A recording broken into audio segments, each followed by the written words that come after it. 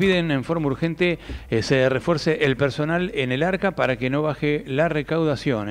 Hay un pedido del sindicato o de la Asociación de Personal Superior, la Unión de Personal Superior de la AFIP, que dirige Julio Esteves, para que, bueno, tras la ola de pánico generada por el cambio de estructura en el ente recaudador del país y también por el plan de retiro voluntario del personal, la Agencia de Recaudación y Control Aduanero, actualmente ARCA, ex AFIP, está en su nivel más bajo histórico de personal y llamó a la reflexión a las autoridades por las consecuencias que puede traer ello para la recaudación. Atención, porque es un tema importante. La AFIP hoy está por debajo de 20.000 agentes, o sea, su nivel más bajo en la historia desde que se creó en 1995. Esto puede traer serias consecuencias para mantener el nivel de recaudación. Es necesario que se refuercen algunas áreas para no perder eficacia. Esto afirma un comunicado de la AFIP. Vamos a hablar justamente con Julio Esteves, es el titular de la Unión de Personal Superior de la AFIP. ¿Qué tal, Julio? ¿Cómo te va? ¿Qué tal? Buen día, Mariano. Buen día a la audiencia. Un gusto hablar con vos. Igualmente, hay que aclarar que, bueno, el sindicato de unión o la Unión Personal Superior engloba a todos los funcionarios de alta jerarquía de la AFIP, ¿no? Es decir, son los que conocen profesionalmente todo el manejo del organismo. Somos los ciudadanos que los grupos jerarquizados, hasta el director inclusive, obviamente no incluimos al personal político, eso es resorte del Ejecutivo, claro. Pero sí, obviamente tenemos más experiencia que ninguno acá adentro, ¿no? Exacto, claro, ustedes son los que están permanentes, los que están hace años y los que van a seguir estando, digamos, porque son funcionarios de carrera y son muy profesionalizados, eso siempre se reconoció en la AFIP. Después está el director de la AFIP que lo nombra cada gobierno, ¿no? Y sus secretarios o sus subdirectores, digamos.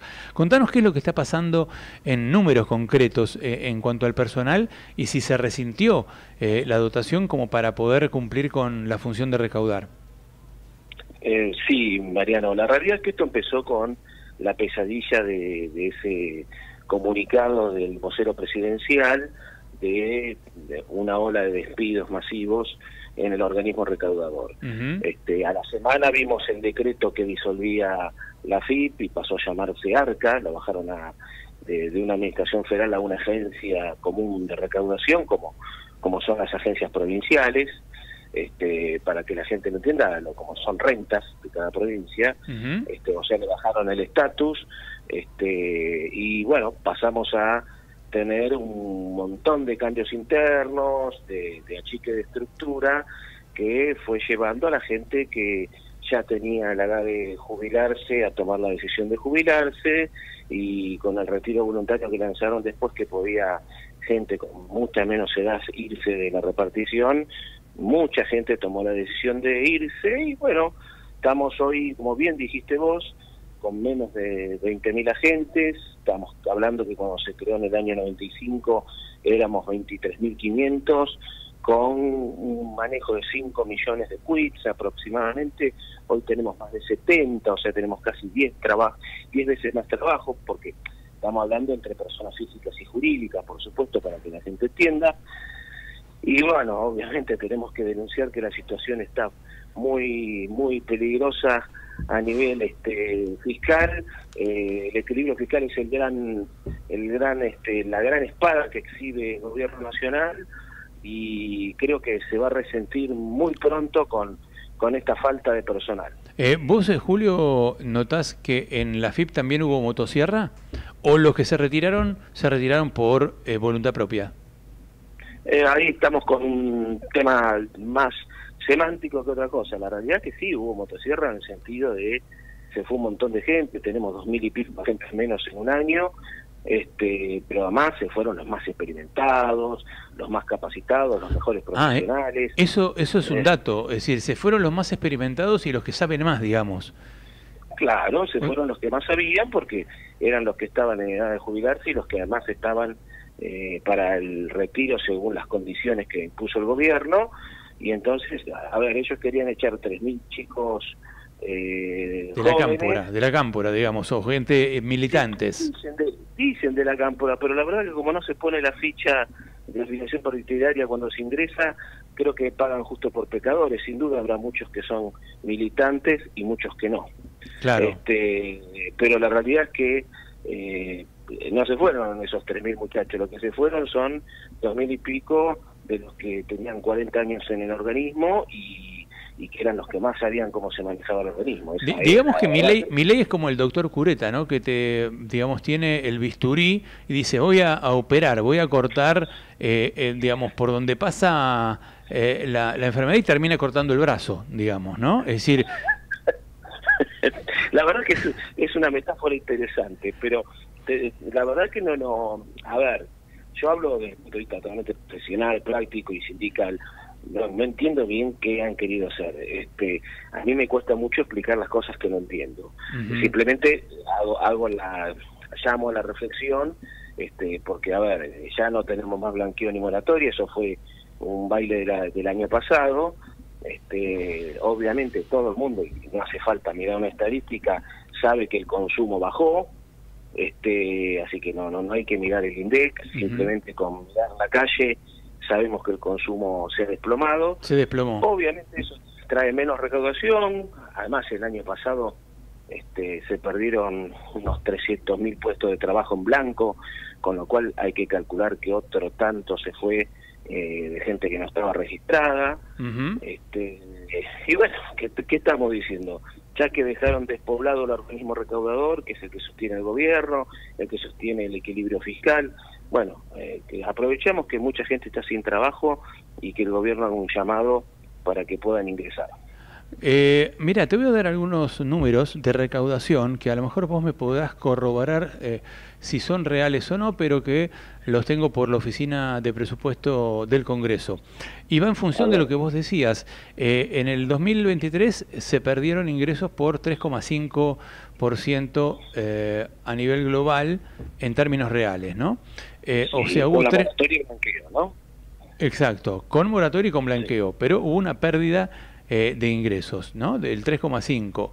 Sí. En seguridad social se perdió un 7,7%. Quiere decir que se recaudaron menos aportes laborales y patronales por seguridad social. Quiere decir que hay menos empleo. Tal cual, eso está íntimamente relacionado con los despidos, digamos, con la gente que perdió el trabajo. Y no solamente en el ARCA, sino en toda la economía, ¿no? Gente que pierde trabajo. A ver, en el sector público nacional se calculan unos 70.000-80.000 de vinculaciones, y otros 200 y pico mil en el sector privado. Solamente construcción fue un desastre como arrancó. Bueno, ahí tenés, por ejemplo. Entonces, te baja la seguridad social a la recaudación real el 7,7%, quiere decir que hay menos gente ocupada, menos demanda. Sí, otros ingresos no impositivos bajaron el 43,4%, el IVA bajó 7,9%, también es un impuesto vinculado al consumo. Ganancias bajó el 8,8%. El IVA, disculpa, María, sí. el IVA es el impuesto que nos muestra cómo funciona, cómo está el perímetro del consumo, porque es el impuesto más regresivo que hay, o sea, se le cobra a pobres y ricos por igual, pero cuando se te desploma el IVA es porque obviamente se ha desplomado el consumo primero. Claro, exactamente. Quiere decir que bajó el nivel de consumo, esto en función de lo que vos decías, ¿no? Y en función de lo que puede pasar con la baja de recaudación que vos estabas mencionando. Ganancias bajó el 8,8%, débitos y créditos bajó el 5,1%. Estamos hablando de todo 2024 según la Oficina Nacional de Presupuesto del Congreso. Hay un resto de, digamos, ingresos impositivos que bajó el 5,7%. Comercio exterior subió, los impuestos por comercio exterior subieron el 1% y el impuesto país subió.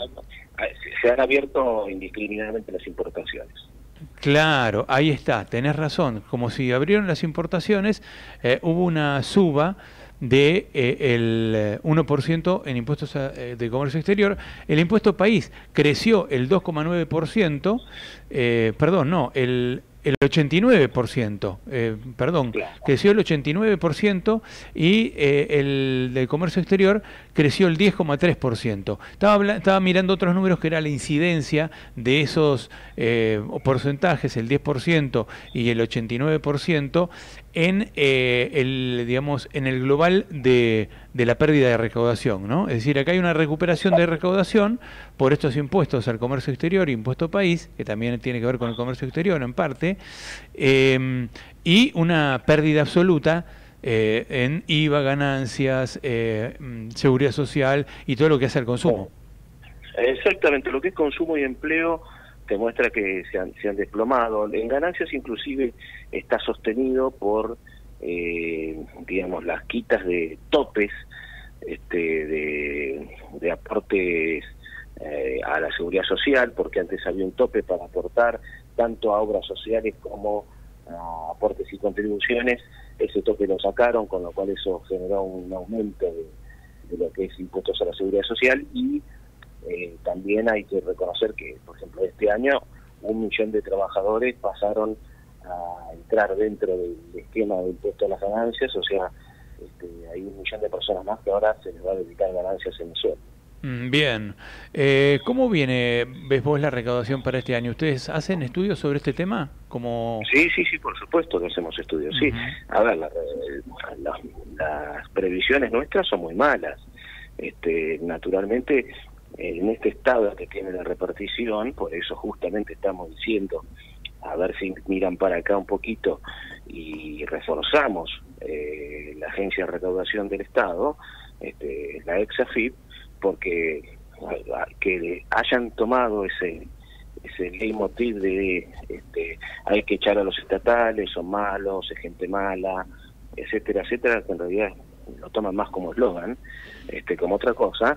Eso no significa que uno no pueda alertar diciendo, mirá, tampoco han puesto fierros en inversión en tecnología, en cambio de equipos, adquisición de nuevas tecnologías, hoy tenemos desde, satélites hasta inteligencia artificial que se puede aplicar a la recaudación.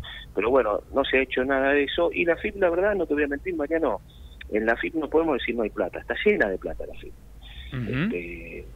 Pero es plata que está ahí sostenida, sin ningún tipo de uso, sin generar las rentas que correspondería, con lo cual no tenemos la misma realidad del resto de los organismos que son de gasto. Nuestro organismo de ingreso. ¿Es cierto que la FIP tiene un ingreso del 2% sobre la recaudación total, que va por fuera del presupuesto? El 1,9% de todo lo que ingresa, la FIP percibe todo lo que ingresa, pero el 1,9% queda en Arca y el resto se gira al Tesoro Nacional. Claro, y de eso se financia la FIP. Ese es el presupuesto de la FIP, la partida. La partida tiene que estar íntimamente relacionada con la recaudación, exactamente. Y vos me decís, bueno, ¿qué está pasando? Nada, bueno, han bajado los sueldos, se han ido más de 2.000 personas, no gastaste un sope en nada, ni en equipamiento informático, ni en software, ni en nuevas tecnologías, como te digo, desde satélites hasta inteligencia artificial aplicada a la recaudación, tampoco en cursos o capacitación. Entonces, ¿vos qué tenés? Nada, tenés el mismo mobiliario de hace 20 años, las mismas máquinas, el mismo software, y mucha plata acumulada sin ningún uso, de las compras nuestras. Y la verdad que es bastante grave, porque entonces no me estás diciendo que tienes un problema operativo para poder mejorar la recaudación. Yo cuando hablo de mejorar la recaudación le digo a la gente, no queremos ir sobre usted que se está partiendo el alma para vivir todos los días. Lo que queremos es que los grandes generadores de evasión, que tienen todos los recursos para no pagar impuestos, porque están bien asesorados, bueno, a esos queremos ir y enfrentarlos. Claro, y se enfrenta con gente capacitada y con tecnología. Tal cual.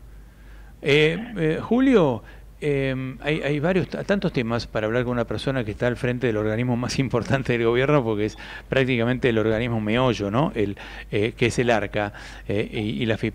Uno ve ahora que están resintiéndose al lugar por las exportaciones a Estados Unidos, que la Cámara Argentina del Acero, como Techin, Tenaris y demás, alertan sobre la imposibilidad de exportar en el futuro, que se abren las importaciones, que hay caídas de empresas como Sancor, como varias empresas que hemos visto en los últimos tiempos, las empresas de calzado deportivo, empresas textiles, que se están cayendo empresas como moscas, digamos. ¿Esto también puede repercutir en la recaudación y por lo tanto hacer peligrar el equilibrio fiscal? Sin la menor duda, y además la postura que se ha tomado respecto a la apertura indiscriminada de importaciones, para que la gente sepa, desde el 3 de diciembre, por ejemplo, se puede importar ropa usada. Ya, como diciendo, tiro de gracia a la industria textil. Claro. Ya está, ya no tiene ningún sentido. Pero bueno, a ver, el presidente se lo dijo a la Unión Industrial Argentina, el que no se adapta muere, y la verdad que creo que van a morir un montón de empresas, en el sentido así metafórico que usa el Poder Ejecutivo, porque, a ver, está claro que uno no puede adaptar una empresa que tiene un tornero que tiene 40 años de oficio, un montón de gente que aprendió su tarea y la hace bien y con cariño. Yo no lo puedo adaptar, ¿no? Pero además es como decirle, como tirar a la gente al desierto, no darle de comer, no darle agua y decirle, el que no se adapta muere. Y claro, obviamente que si vos le impedís el acceso a todo lo que tiene que ver con el manejo financiero y de productivo de una empresa, va a morir. Y otra pregunta, porque a mí me inquieta mucho este tema. Las exenciones impositivas, que hoy llegan al 4,7% del PBI, ¿vos creés que son un tema que hay que abordar? Es decir, eliminar, reducir exenciones impositivas. Bueno, ahí tenemos un problemita de visión. El ahorro no camina solamente sobre la población, o sea, sobre sacarle los subsidios a la gente, sobre echar personal del Estado, sobre recortar indiscriminadamente presupuestos. El ahorro también viene sobre lo que deja de percibir el Estado. En el caso de las exenciones impositivas, hemos visto que lejos de ser suprimidas, se han alentado o inclusive aumentado. Entonces, ahí tenemos, como bien decís vos, que se ve que tenemos datos bien escritos, muchísimo dinero que se sigue dando a empresas que andan muy bien económicamente, que han tenido balances superavitarios fantásticos en el 2024 y que sinceramente no están necesitando esas exenciones, pero por ahí no se recorta. Por ahí no se recorta. Se recorta por la clase trabajadora, se recorta por el oyente que me está escuchando, que sabe que le vino de vuelta más caro la luz, el gas, la prepaga, el colegio de los chicos, el celular. O sea, ahí sí, todo eso sube. Ahora, después, las grandes empresas que tienen beneficios increíbles, que no los tiene ni vos, ni yo, ni ningún ciudadano a pie, no, ahí no hay ningún tipo de motosierra, ni siquiera un bisturí. Ni siquiera un bisturí, yendo al ejemplo de antes, ¿no? Vos tenés que, están eximidos del IVA, de ganancias, de bienes personales, hay 50 sectores y eso en conjunto implica 28.000 millones de dólares que el Estado deja de recaudar al año, cuando tenemos un presupuesto que ronda los 105.000, 110.000 millones de dólares, ¿no? Más o menos, sí. Más o menos, o sea, tenés el 30% del presupuesto que se evacúa, se licúa o se esfuma por una alcantarilla, por un agujero negro fiscal. Directamente. Se asigna directamente a beneficios fiscales, exactamente. A ver, y a sectores que ya te digo, que ya están ganando muy bien sin necesidad de eso. Exacto. Este es el gran debate, me parece, que viene para poder incorporar por lo menos la mitad, porque hay algunas exenciones que pueden ser justificadas, otras que no lo son definitivamente, ¿no? No, olvídate. A ver, está claro que hay sectores que sin exenciones no pueden sobrevivir, pero acá solo que hay que ver los balances de las grandes corporaciones de Argentina. Nunca han ganado lo que han ganado el año pasado. Exacto. Entonces, lamentablemente eso no se traduce en generación de empleo, que es lo que me da mucha pena. No, se traduce en que ellos mismos compran más empresas, se fortalecen, hacen más negocios, Pero por otro lado, la pyme, la panadería o el tallercito del conurbano está ahogado para pagar cargas patronales, contrata en negro, no puede funcionar, no puede desarrollarse, no puede aumentar su dotación de personal.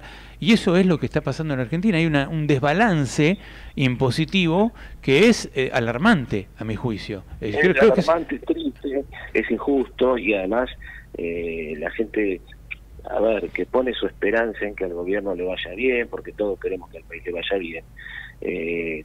Cuando empieza a ver un poquito la realidad, se le bajan los brazos y eso es una tristeza. Yo creo que por eso es esto de llamar a la reflexión, hablar y decir, me parece, muchachos, que acá se les pasó la mano, habría que ver la forma de acomodar esto. Yo pienso que, por ejemplo, en el caso propio del fisco, que es lo que más me toca o lo que me toca, entiendo que si no refuerzan el personal, las áreas operativas, técnicas, no nos dan fierros, como se habla en criollo para que la gente entienda, bueno, nada, la recaudación va a seguir cayendo y además tenemos un gran problema. Nosotros no queremos cazar en el zoológico. Al pobre contribuyente que tiene su quit le caemos siempre con la fiscalización electrónica, con las inspecciones físicas, con las intimaciones. Ahora, ese 60% que está en negro, al no tener recursos, ni materiales ni humanos, no podemos irlo a buscar. Totalmente. Eso es la palabra que vos usaste, es exactamente lo que cabe para el tema del gasto tributario o el gasto en privilegios impositivos, ese agujero negro fiscal, ¿no? El ARCA o el gobierno nacional recaudan sobre el zoológico, pero no salen afuera del zoológico a recaudar. Ahora, por ejemplo, los que pagan ganancias se tienen que apurar a liquidar ganancias porque se adelantó para mayo el cierre de ganancias.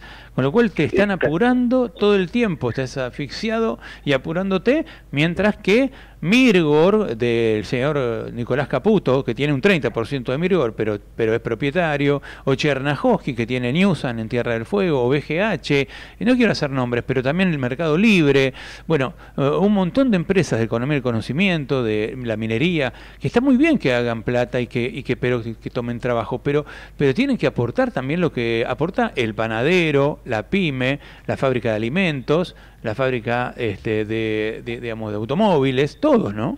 Sí, la presión impositiva sobre las pequeñas pymes es monstruosa, en Argentina es realmente bestial, es impagable, y en cambio estas grandes empresas buscan su costadito para no tener que pagar impuestos, obtener exenciones, que son maravillosas, pero si ya te digo, si ese costo fiscal se tradujera en la generación masiva de empleo, en una alza de la recaudación, en un bienestar general, y no estoy hablando de comunismo, por favor, lo que estoy hablando es de que al país le vaya bien, como países ordenados, como Estados Unidos, como Alemania, como Francia, como Italia. Estás hablando de países o de un modelo capitalista humanista, que sea, digamos, donde el recurso del Estado esté enfocado en desarrollar al ser humano y desarrollar la economía. Yo no imagino a Trump con todo lo dialécticamente irritante que puede parecer. Yo no lo imagino a Trump dejando a las pymes norteamericanas o al agricultor norteamericano sin protección. Bueno, eso desde ya lo estamos viendo, ¿no? A ver, China de hecho está con un grito en el aire porque le han metido barreras arancelarias por todos lados, pero está bien, él protege el trabajo americano. Te voy a dar una primicia o una información. En el Fondo Monetario le han dicho al equipo económico, señores, ustedes nos piden plata a nosotros, pero le regalan plata a los amigos, cuando le hablaron de las exenciones tributarias. Lo sé a través de fuentes que han hablado con el equipo del staff del fondo, ¿no? Lo que nosotros sabemos por el equipo económico, que obviamente gente nuestra está integrando, es que no va a haber un desembolso este año importante del Fondo Monetario, básicamente porque si bien estamos estables a lo que hace el precio del dólar, inflación, por ahora, no hay medidas que se hayan lanzado para el fomento del consumo y la inversión. Claro. O sea, el RIG es fantástico en la medida que lo encuadres en algo que puede tener efectos de acá a 5 o 6 años. Entonces, digamos, acá la pregunta es, ¿qué medidas económicas estás tomando o lanzando ahora para que en el lapso mínimo que una medida económica toma efecto, que son 6 meses, impacte y veas de repente una alza de consumo, una alza de inversión, digamos, un mejoramiento de la economía? No hay ninguna medida. Entonces, como no hay ninguna medida, obviamente, el fondo te mira y te dice, mira, está todo muy lindo, bárbaro, es así, pero contame cómo vas a mejorar la economía, que está mal. En el fondo, el fondo es keynesiano, Es keynesiano, sí, Julio, 100% keynesiano. 100% keynesiano, son zurdos, ¿eh? Así que ha sido un lujo hablar con vos porque repasamos todos los temas y uno hablando con funcionarios de la categoría que tienen, algunos funcionarios de sindicalistas que manejan el Estado, que conocen el Estado, se da cuenta de las cosas que se pueden hacer porque ustedes la miran de adentro, ustedes saben por dónde pasan, digamos, los déficits y por dónde pasan las posibilidades, ¿no?, del Estado. Así que fue un lujo hablar con vos, Julio. Gracias, Mariano. El lujo para mí es poder comunicarme con vos y con la audiencia. Y bueno, espero que llamemos a la reflexión a los que están gobernando, y que la gente sepa también un poquito cómo están las cosas, que están difíciles, pero bueno, hay que ponerle ganas y ver de qué manera podemos sacar el país adelante. Así es. Julio Esteves, titular de la Unión de Personal Superior de la AFIP o ARCA, estaba aquí en línea con unas cuantas verdades.